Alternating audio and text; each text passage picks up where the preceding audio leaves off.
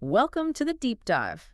This is our eighth and final exploration into the really expansive world of Enoch. That's right. We've covered a lot of ground with 1, 2, and 3 Enoch over the past few sessions. Ancient texts, incredible stuff. Absolutely. But now, for this last part of our journey, we're diving into something pretty unique. It's Erik H. Jansen's 4 Enoch, the Book of the End of Days. Yeah, it's fascinating because, 1, 2, and 3 Enoch are genuinely ancient. Jansen, though, he's creatively added this fourth part. And he brings the whole narrative right into the 21st century. It's quite a move. It really is. He takes all those foundational ideas from the originals, good versus evil, divine judgment, what it means to be human, and asks, well, how does that play out now in a world like ours, grappling with technology? Okay, so let's set the scene Jansen paints. We're in Vancouver, year 2030. It sounds futuristic, sure, but there's this coldness to it. Yeah, kind of sterility. And it's dominated by this huge corporation, Nextara, run by a guy called Lucien Varn. Seems pretty powerful. And our protagonist is Emma Carter. She's a security systems tester, and she feels, well, pretty alienated by this tech-heavy world, especially Nextara's big promise, these chips for longer life, escaping mortality. Mm-hmm. And what I found interesting right away is how Jansen grounds her. Amidst all the future tech, her apartment is described as this warm sanctuary. Right, full of memories. Framed photos of her brother Michael, their grandmother, a worn quilt. Little details like that. It creates this immediate contrast, doesn't it, between the cold, tech-driven city outside and her personal, warm space. Suggests she values connection, history. I think it definitely marks her as someone not fully buying into the Nextara hype. And it's not just a vague feeling either. Her job involves finding the cracks in Nextara's systems. So she sees the flaws firsthand. Exactly. And even more personally, there's her brother, Michael. He took a Nextara chip a couple of years back. And she's seen a change in him. A big one.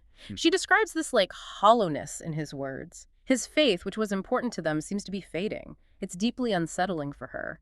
That's a really key point. It immediately raises the question of the cost of this technology. Is it just about living longer, or does it change who we are, affect our spirit? Then Jansen throws in this incredibly potent image of blood-red moon hanging over the city. Ooh, ominous. Very.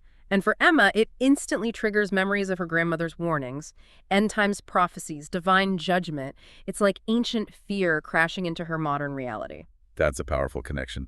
The old prophecies, the new anxieties, all meeting under that red moon.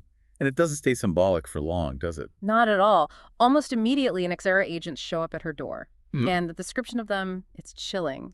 Fusions of flesh and technology. So the very thing Nextara promotes is now coming for her, because her work exposed their system's weaknesses. Precisely. She's a threat. We get this drone hovering outside her window, constant surveillance turning into active pursuit. It's terrifying. And she tries to escape. Yeah, a desperate run through the city's streets, ending up cornered in an alley by these augmented agents. Glowing red eyes, mechanical limbs, pure nightmare fuel. It really paints a picture of overwhelming, technologically enhanced power against one person. But just when it seems hopeless, bam, this brilliant light appears, and out of it steps this radiant figure. Metatron. Once Enoch himself, according to the tradition. Jansen describes him as just overwhelming. Glowing form, immense wings, a voice of both strength and grace. Quite the entrance. And he has a message for Emma.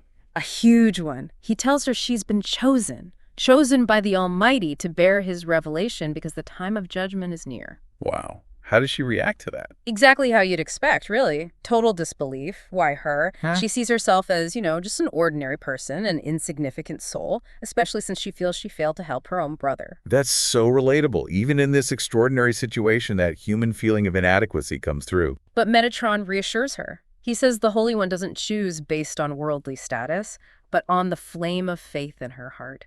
She's meant to be a beacon in the darkness. A beacon. Yeah.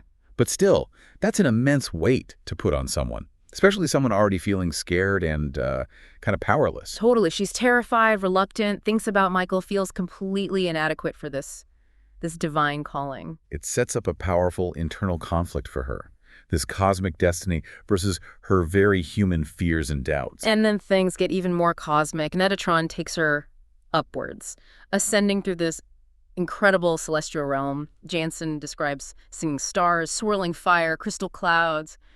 Just breathtaking. Wow. A stark contrast to the alleyway confrontation. Absolutely. But from this amazing vantage point, they look down at Earth, and the view is horrific.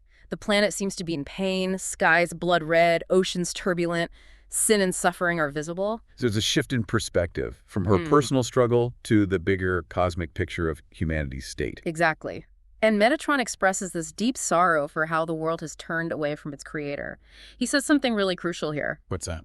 He says the shadows of the Watchers have returned. The fallen angels from the original Enoch story. Right, the ones who corrupted humanity before the flood. Yes. Metatron says their corrupting influence is back, but this time it's woven into modern technology. Ah, so the ancient evil finds a new vessel. That directly links the old myths to this futuristic setting. That's clever. It really is. And then the perspective snaps back to Vancouver. Chaos in the streets, panicked people, those malevolent, augmented agents everywhere. And Emma sees her brother again. Yeah, and it's heartbreaking. Michael's there, but his eyes are empty, completely controlled by the Nexara chip, just gone. No, it's brutal. It makes the threat so personal for her again. It's not abstract evil, it's her brother. Metatron confirms it. This is the work of the Watchers, he says. Their spirits, which caused corruption way back when, are now inhabiting these machines, tempting humanity towards godlessness. So the technology itself becomes the medium for this ancient spiritual corruption. Precisely. Then they see a vision of Lucian Varn, the Nexara boss. He's in a stadium, projected on global screens, talking about freedom, eternal life, through Nexara tech. Selling the lie. Selling the lie. And the crowd, all chipped, are cheering wildly. Metatron points him out. The deceiver. The Antichrist. Varn is the Antichrist figure, using technology as his tool of deception. It fits the modernized theme perfectly. Faced with all this Varn's power, Michael's state, the sheer scale of the deception, Emma just despairs. She asks Metatron, what can I possibly do? I'm just one person. It's the ultimate underdog question, isn't it? How can one person stand against such power? But Metatron's answer is incredible. He tells her that one woman, anointed by the Holy One, is stronger than armies. Her faith, he says, will be a beacon. That's powerful, shifting the source of strength from worldly power to inner faith. Then comes another vision. Emma praying in this run-down, dilapidated church. And as she prays for justice, light just breaks forth. What happens in the light? It silences the machines. The Nexara chips literally crumble. People wake up, hope reborn in their eyes. And standing beside Emma, free, is Michael. Wow. A glimpse of potential victory. Redemption. But the threat isn't gone, right? Vern's agents are still there. Still there. But the vision offers hope. Metatron then declares that the Son of Man is approaching, and his light will be Emma's shield, his truth her sword. Where do they go next? They descend. Back towards Vancouver, but to an abandoned warehouse on the outskirts. Place sounds awful, decay, rot, the smell of ozone, and it's filled with these pulsating inhuman machines. Sound like the heart of the operation. Metatron calls it a temple and gateway to darkness. He says this is where the darkness gathers its forces. A physical stronghold for the enemy. Exactly. But then another vision pierces through the gloom. This time it's the throne of light, angels praising God. And at the center, the Son of Man. The ultimate authority. And he declares that the earth will be cleansed, the deceiver will fall, his kingdom will rise. That must have been overwhelming for Emma. Immense. The vision continues a liberated Vancouver, bathed in divine light. Michael, truly healed, faith restored, distant fires purifying the land. The Watchers and their machines cast out. And Emma's reaction. She whispers, almost to herself, wondering if she can possibly bear witness to all this. That feeling of inadequacy resurfaces. Understandable, but what's the response? The Son of Man himself speaks to her, simply says, "You are enough for me." Wow. And then the command, "Go and prepare my way." Metatron gives her this reassuring touch, urges her that time is short. But you can tell she's still grappling with it all, thinking of Michael, the world she has to face. That doubt lingers. So that vision fades, and we're back to the immediate danger. Right. The final part, the throne of the coming king. Emma finds herself back in her apartment. The city is still trembling. That blood-red sky is still there. Drones are circling. And she hears footsteps approaching her door again. Reinforced ones. The threat hasn't gone away at all. Far from it. And then she gets a message on her phone. Michael. He's being held captive at Nexara headquarters. Oh no! So the stakes just got intensely personal again. Absolutely. This forces her hand. It's this huge internal conflict, her fear, her feeling of inadequacy versus this urgent, desperate need to save her brother. And the need to save him wins out. It seems to. She realizes her fear doesn't matter as much as his danger. She prays, clutching her grandmother's cross. It's a real turning point. She acknowledges her earlier doubts, asks for Metatron's help for Michael, for the world, for the truth she'd hesitated to accept. And does she get an answer? Metatron's presence gently reassures her. The Holy One hears her. His strength is with her. Okay, so she goes down into the city. Yes, down into the chaos. Drones are crashing now. Buildings are trembling. The whole structure seems to be failing. She sprints towards the massive Nixara tower. Does she encounter resistance? Oh, yeah. She confronts an augmented agent, gets injured in the fight. More agents close in. It looks bad. But Metatron. Metatron intervenes again. His light just scorches the agents away. He tells Emma, "Arise, go to Michael." So she makes it to the tower. She does. Shatters the glass doors, a real act of defiance. She navigates this cold, sterile interior following the faint sound of Michael's voice. And she finds him. Is he okay? She finds him in a cell. And incredibly, he's free from the chip's control. It's this huge moment of relief. But they're not out yet, are they? Nope. More agents appear just as they're about to escape. But Emma stands her ground this time. She raises her grandmother's cross defiantly. On the light. Metatron's light flares again, destroying the agents. Then this joyful reunion between Emma and Michael. He tells her he had a vision too of the Son of Man setting him free. So his faith is restored too. Amazing. It really is. They escape the tower just as it starts to tremble violently. The whole city seems to be descending into further chaos, still under that ominous blood-red moon. And then the climax. Then the climax. Metatron appears high above them. He announces the arrival of the throne of the coming king. The sky opens. The sky literally tears open.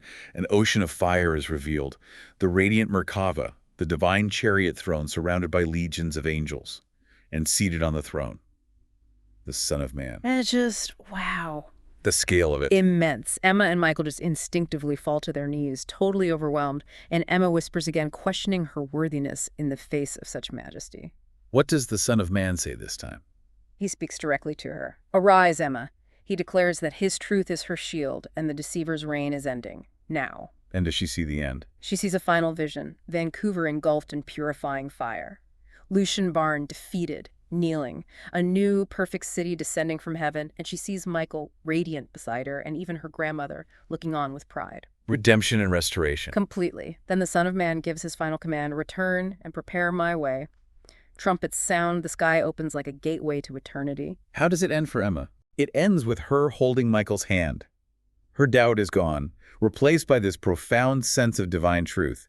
She knows Varn's machines are still a threat, the fight isn't totally over on the ground, but she's ready. She's ready, confident in the approaching light, the coming kingdom, ready to fight. Her faith now a sword, her heart filled with hope. She remembers her grandmother's words about the red moon and affirms it. The Lord is coming. What a powerful conclusion to Jansen's edition. It really brings that ancient apocalyptic framework into a modern context. And that wraps up our final deep dive on Enoch, specifically focusing on Erik H. Jansen's For Enoch, taking that ancient story and crashing it right into, well, a possible future. He really did blend those elements incredibly well, didn't he? The ancient prophecies, the warnings about fallen angels and corruption mapped onto this modern dystopian setting with technological temptation. Yeah, the themes just resonate. Spiritual resilience against overwhelming tech, the idea of divine power ultimately triumphing over worldly or even technologically enhanced corruption. It's a very contemporary spin on the Enochian narrative, exploring how those ancient spiritual battles might play out today. It definitely leaves you thinking, doesn't it, about, the role of faith or maybe just individual conviction and action when you're faced with these massive technological and societal changes we see all around us. Absolutely. Emma's journey from feeling small and insignificant to playing this key role, it really makes you consider the relevance of these, well, very old ideas in our very modern world. What power does individual belief hold today?